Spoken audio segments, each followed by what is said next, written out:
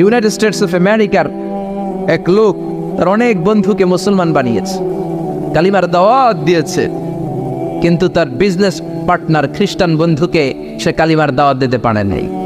সে মনে মনে ভাবলো, আমার জীবন থাক আর না থাক, আমার খ্রিস্টান বন্ধুকে তার কলিজার ভেতরে কালিমার দাওয়াত দিয়ে আমি ছিদ্র করে দেবো। সুবহানাল্লাহ। খ্রিস্টান বন্ধুকে দাওয়াত করলো তার বাড়িতে, ভাবলো একটা দাওয়াত করি, দাওয়াতে খাইতে আসলে কালিমার দাওয়াত দিয়ে দেবো। খানার দাওয়াতের লোকে কালিমার দাওয়াত আছে না নাই? আছে না নাই?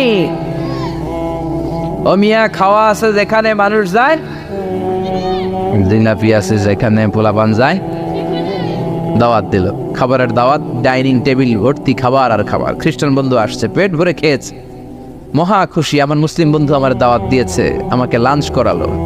এরপর স্টারবাক্সের 2টা কফি দুইজনে নিয়ে ডাইনিং টেবিলে বসেছে। তো মুসলিম বন্ধুর মাথায় চিন্তা, যে করেই হোক কালিমার দাওয়াতটা আমার এই খ্রিস্টান বন্ধুর অন্তরের মধ্যে আমি ঢুকিয়ে দিব।